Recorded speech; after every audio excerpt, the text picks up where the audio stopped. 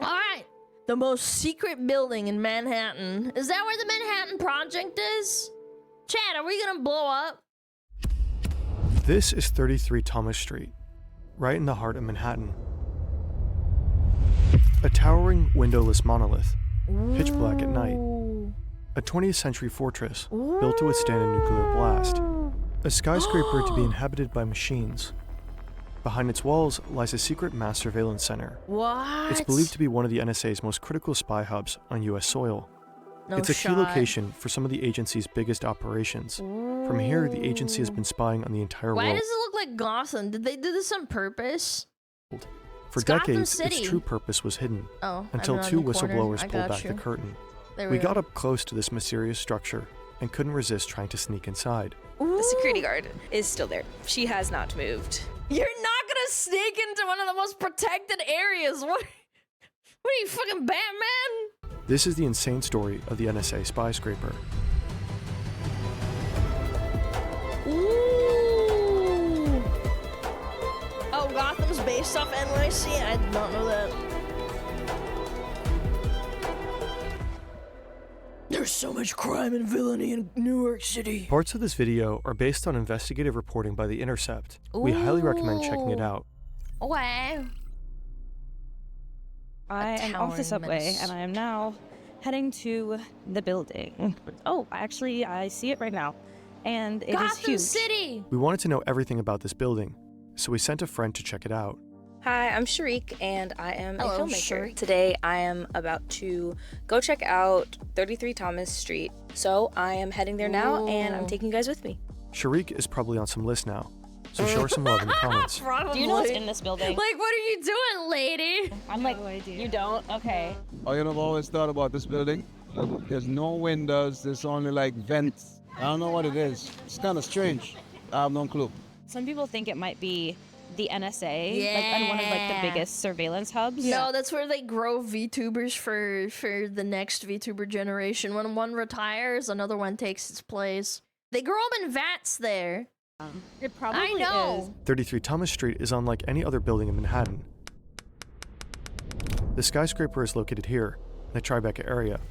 It was built in 1969 and completed in 1969. They did that on purpose. 1974. While it's not as tall as many of the other towers around, it still stands out. It's ugly as The fuck. building is about 170 meters tall, with 29 floors above the ground, plus 3 underground levels. There's a strange Aliens. beauty to its design. Fascinating Beauty. It's an eyesore. enough that it draws you in, Nah. yet so intimidating it makes you uncomfortable. Yeah. When you It's stand before it, ugly. one thing immediately stands out. It is entirely windowless. This building literally has no windows. Like, it's very odd. Literally. Also, there's just really not a lot of people on this street, like, at all. Peeking inside is almost impossible. On levels 10 and 29, there are several large openings, massive air vents that hint at what might be going on inside. Ooh. There's aliens in there. 33 Thomas Street is often described as one of the most secure buildings in the US. The facade is sealed with flame-treated Swedish granite, a material known for its exceptional durability and resistance. Resistance to In what? the event of a Bombs? disaster, the building can operate entirely off-grid for 2 weeks. What? Almost 1 million liters of fuel are on hand to power backup generators. What are they holding? I'm telling you, they're growing VTubers in vats. There's no other explanation. If you get wiped out by the planet, what point does the NSA have for servers? Everyone's dead anyway. What are you surveying? Food and water reserves are stocked to sustain 1,500 Yeah. people. It's also equipped with its own wastewater aliens. systems and decontamination showers. If an atomic blast would hit New York City without destroying the building, the inside would be shielded from the nuclear fallout. Yep, told you. 33 Thomas Street truly is a 20th century fortress. John They're Carl making Warnock, Jlorp in there. the architect behind it, was best known for designing bold, unconventional buildings in the 60s and 70s. Yeah, it's ugly as This is shit. what his other buildings look like. Ugh, it's so, like, I hate brutalism. I really do. It's so ugly. The style is called brutalism, Yep. a design philosophy centered on raw materials, stark geometric shapes, and function. I lived in a sort of brutalistic kind of like apartment block, not in Switzerland.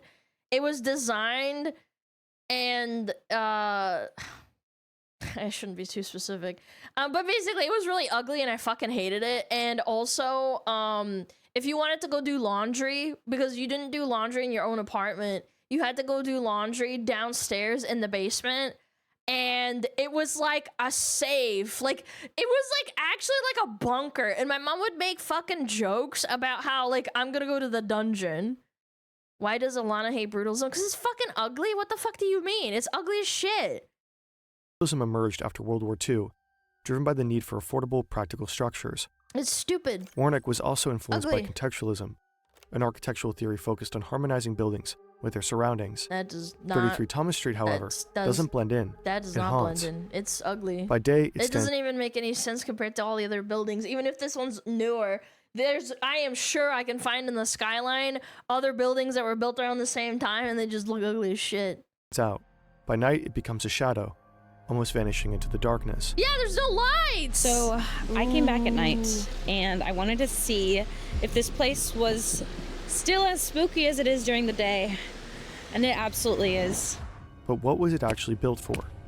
Batman's in there. This is hideout. It's the late 1960s.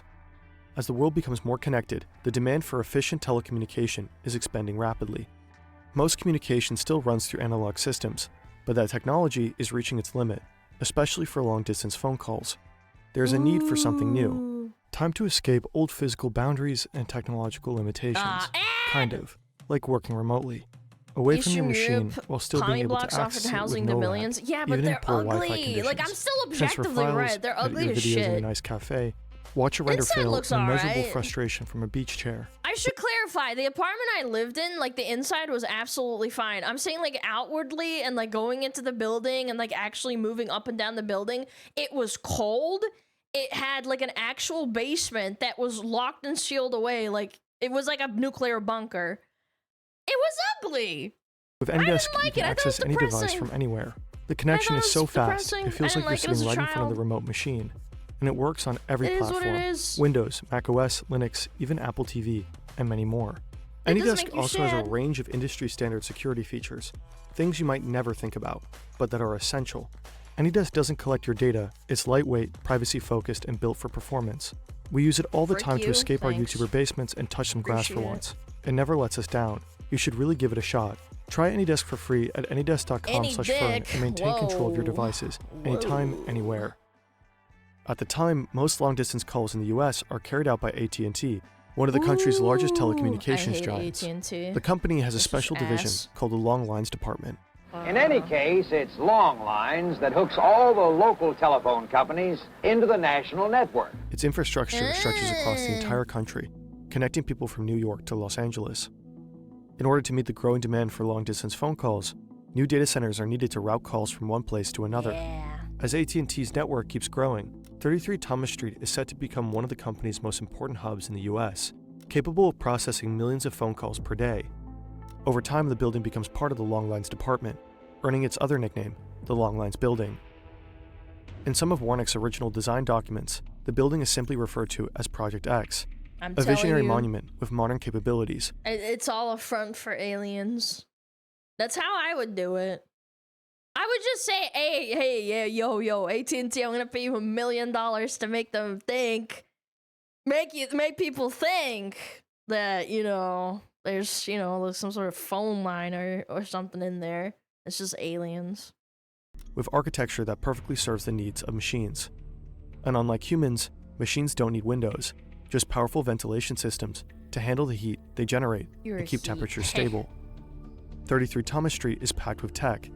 These are some of the only publicly available photos taken inside the building. No, it's a front. Racks filled with electronics, It's a front. rooms packed with telephone equipment, massive rows of batteries, likely part of the backup power system. At the heart of it all, 3 enormous 4ESS switches. Each switch is made up of multiple individual machines. Whoa. At the time, they are the largest high-capacity digital switches ever built, and the first system to route phone calls digitally. This is how they work. Imagine you live in New York and you want to call your niece in California. When you pick up the phone and dial her number, your local phone system routes the call to a central hub, in this case, 33 Thomas Street. Inside, your voice is digitized and passed through a switch that sends the calls to its destination. The 4ESS switching machines are smart. they automatically select the best path to route your call across the network, a major innovation back then. Now the backbone takes over. Microwave relay towers transmit the signal from one to the next, spaced roughly 30 miles apart. Your call hops from tower to tower until it reaches another hub, with the same type of switch. I fucking knew it. Microwaves so that they rot your brain as you're taking the phone call to call your niece. And you just get stupider. In California. Yeah. At the end of the line, your niece picks up, and just like that, you're connected. Told you, Over man. time, the I'm relay smart. towers vanished. Fiber optic cables took over, carrying much more capacity, but the need for central hubs remained. By the 1990s, an average of 175 million calls per day passed through 33 Thomas Street. With millions in and around New York City increasingly depending on uninterrupted communication, this facility had to be absolutely secure. The Long Lines building became the nerve center of communication in New York City. In fact, it became indispensable. September 17th, 1991, Ooh. the middle of the night. Ooh. A power failure at 33 Thomas Street shuts down half the phone traffic. Calls in and out of New York go dead. Oh, shit. Air traffic control also goes down at 3 major airports. Oh, God. Flights are thrown into chaos, some delayed by as much as 4 hours. I gotta keep the aliens The alive. power failure was caused by a combination of technical and human error. 2 4 ESS switches shut down completely. A third is partially affected. Of course, 33 Thomas Street is prepared for this, or at least it should be. But due to yet another technical failure, the backup generators don't kick in. As a result, over 5 million All calls are that blocked, work. and air All that for nothing. traffic communication to nearly 400 airports is disrupted. On this day, 33 Thomas Street proves just how critical it is to the nation's telephone infrastructure. Sure, What was that really big, like, tech breach that happened, like, I want to say, like, a year ago, maybe? From some sort of, like, operating system error, and basically everyone shut down for, like, an entire day. And everyone that worked in tech fucking hated their life. Skyfire! Yeah, that was it, man. You don't realize, like, stuff like that is, like, fucking insane, man. How one little thing can just break an entire, like, system, man. CrowdStrike? CloudStrike. I can't remember. It was something like that. would be nice to tap CrowdStrike. that.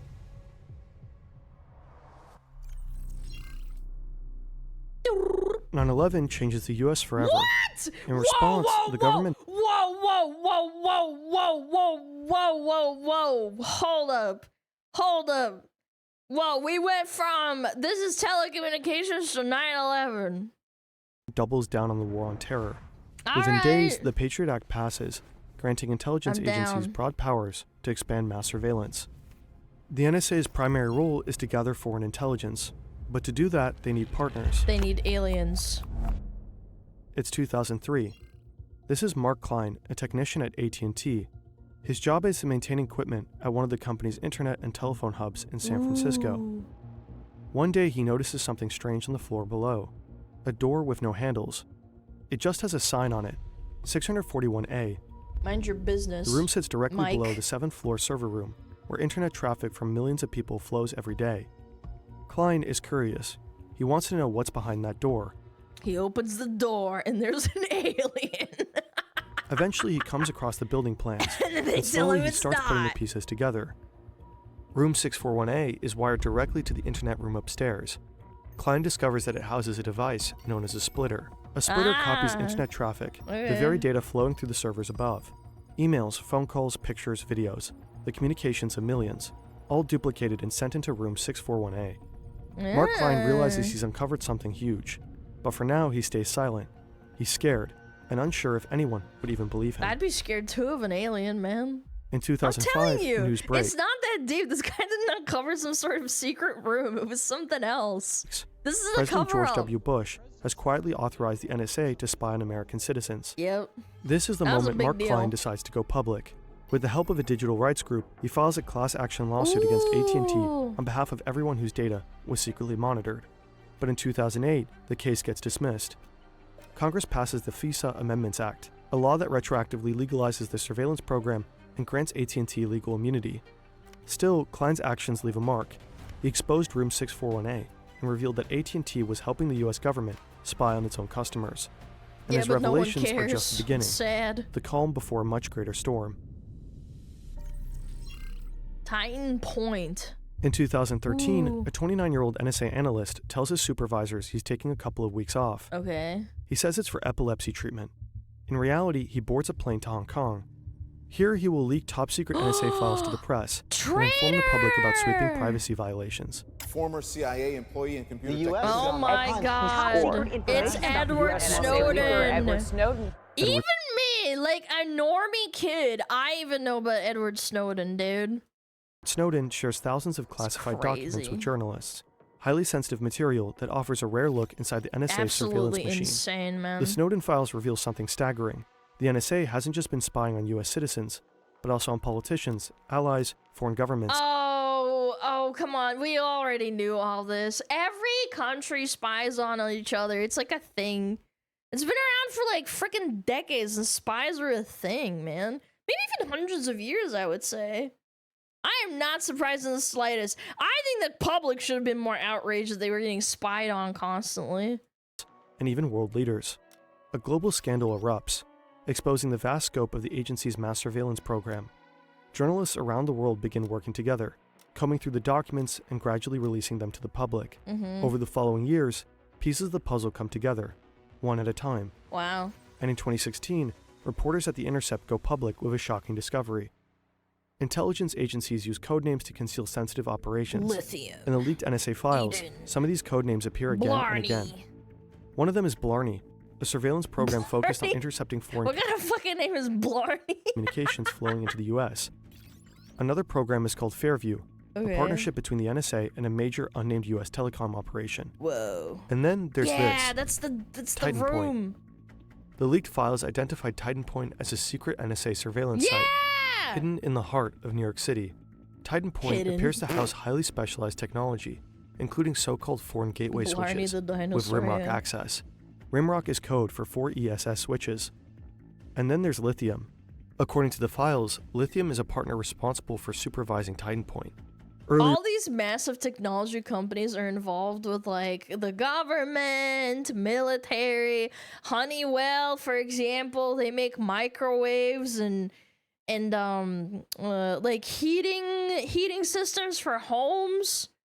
My old apartment used Honeywell for the heating. And then you realize they make like bombs and missiles and shit for the military. Yeah, they make thermostats. That was it. Yes, they make thermostats. the reporting had already revealed what lithium really stands for. AT&T, the owner of 33 Thomas Street. That's crazy. Journalists at The Wow. Intercept start I would have connecting the never dots, guessed. and they conclude that Titan Point is a codename for the Long Lines building. What's another really funny, innocuous one where it's like, oh, it makes like home appliances. Oh, was it GE? They make home appliances, but then they also make ballistic missiles and weapons of mass destruction. Yeah. Like you'd go to GE for like kitchen appliances and homes, not homes, loans and stuff. Yeah. Their investigation reveals that NSA has been using Yeah, 33 it's all Thomas Street wholesome as a stuff. major mass surveillance site. Can't get away from it. The building even shows up in a leaked travel guide meant for NSA agents. What? They're told to prepare cover stories Holy. for both family members and co-workers. Agents must also use a cover vehicle provided by the agency when visiting a site like 33 Thomas Street. Whoa. According to the That's so handbook, the NSA hardcore. works closely with the FBI, which handles security at Titan Point. Conveniently, the Yeah, of FBI has course they offices do. right next to the skyscraper. So here is 33 Thomas Street, and there is the FBI building. Awfully convenient to build it so close together so you can just walk in if you want to. The guide also describes how to enter Yeah. the building. You literally just ring the buzzer. This is an intercom here, and it's locked. And I was told I could not, and I cannot take any videos from the front. Sharik actually caught someone leaving the building. Hi. Can I ask you like a quick question just for 1 minute? This is the first time I've ever been in this building. There's actually not supposed to be people in here. I just went inside, and that was like the first thing I noticed. I was like, where's natural light? I don't, people may notice my voice, but I'll just say this much. I think there's only a few people in there, and it was pretty much empty. Probably just a random person, or an NSA agent with their cover story on lock. No shit, man. Have you seen the like ex-CIA and NSA and what's the other one? Maybe not FBI, but like the ones that have like actual front stories, they're really good at lying. And I don't mean like really good at lying. They like know how to snap up and be like, to the average person, it doesn't seem like anything. It's like, oh, it's my first time. Yeah, I've never been there before. We will never know. Hello, But fit what exactly boy. is the NSA doing here? Yeah. They're listening to me right now. According to The Chat, Intercept, there's a hidden help. room inside 33 Thomas Street, one that closely resembles room 641A. In the Snowden leaks, it's referred to as a Sensitive Compartmented Information Facility, or SCIF for short. This room enables the NSA to tap into virtually all communications passing through the building. First, there are the 4 ESS switches inside the building, the routers that process millions of phone calls each day. Then, if you look at the rooftop of the building, you'll see massive satellite dishes. It's the only location in New York City where AT&T holds an official license for satellite Earth stations. These dishes are likely part of Skid Row, a surveillance system. Wait, why did you... Wait, excuse me? For satellite Earth stations. These dishes are likely part of Skid Row, a surveillance system designed Why did you call your surveillance system Skid Row? Why would... Yes, like the street in LA that's literally like people shit and piss and do drugs over there. Yeah. to intercept internet data passing between satellites. Why would you call They it most likely that? capture video calls and video I conferences. guess it's funny. All intercepted data is funneled through an AT&T interface, then sent directly to NSA headquarters in Maryland. The NSA can then access it through a system called X-Key Score. Whoa. I can see who you talked to. I can see who your friends on Facebook are. I can see the text messages you sent. I can read the emails you wrote. The NSA has developed its own search engine, a kind of Google for spies. Oh, they're reading my Discord messages, but they can't just report pedophiles? That's crazy. Wow, they're reading my stuff, but they won't do anything about the peds? X-Key Score lets NSA agents dig deep into anyone's life. Interesting. Every bit of data captured from 33 Thomas Street and other hubs is at their fingertips, ready to be searched and analyzed. Let's say I want to read John Key's email. I enter his email address, and it sends that search to every one of these sensor networks around the world. And they search their local database of metadata and content, the content of all communications that pass through these sites. AT&T cooperated with the NSA in many instances. Internal documents even praise the company for its extreme willingness to help with NSA's missions. Yeah, I bet they are, because you probably pay them a lot of money or you put a gun to their head. Like, oh, the government's knocking on my door. I wonder what they're gonna do. Oh, you have a gun? Ah, jeez. I better be really compliant. In 2003, a secret court order allowed AT&T to help Yeah, the but they NSA pay them on a wiretap head, all too. internet communications from the United Nations headquarters in New York. To this day, AT&T never publicly acknowledged its cooperation with the NSA, or what happens inside 33 Thomas Street. I'm still very curious what it will be like to go close, but the security guard is still there. She has not moved at all. She probably gets paid We good reached out money. to AT&T for comment, but received no response. A 2018 report by The Intercept suggests that there are at least 8 other sites across the US, operated by AT&T, that the NSA may be using for surveillance. Chicago, Los Angeles, San Francisco, Seattle, Washington, D.C. They all look alike. Yep, Strange, brutalist. windowless buildings. Architecture, not meant for people, but for machines. Machines hungry for the data of millions. To us, 33 Thomas Street, with its mysterious humming presence, remains the most interesting one of them all, and also the most terrifying. It's Gotham City, man. Not very subtle. Yeah, but to the average person, it's not. Like, honestly, I understand why. First of all, for security reasons. It makes sense that they don't have windows, because then they can't have people just, like, looking into them. But on the other hand, if you don't have people moving around in them, people won't be tempted to, like, look and wander. If it's just a building, if you're just an average Joe Schmo with, like, average IQ or maybe below that, you don't care. You're like, la la la la la, I'm just gonna go to my job, I'm just working, blah blah blah blah blah. Also, I bet you what they probably do, another freaky thing that they do, is that they don't let, like, businesses really, like, operate around them, like restaurants or, like, I don't know, like average Joe kind of like shops don't actually function around them, so they don't attract people over. Yeah, I bet you. Boring buildings doesn't catch your eye. Yeah, well, you don't really remember it. Like if you look at a cool restaurant, like the really tall high-rise building, and there's people in there and there's a commotion, your curiosity gets the best of you, as whereas with the brutalist building, it's like, it's just whatever, I don't really care. Like explains the empty streets. Yeah, that's immediately the first thing I thought when she was walking around over here. See it right now. Like, right, there's a shot. There's a panning shot. There's nothing really going on. Yeah, like, see, there's nothing really, like, maybe, like, on the side here. But, like, even then, it's, like, just a street, kind of.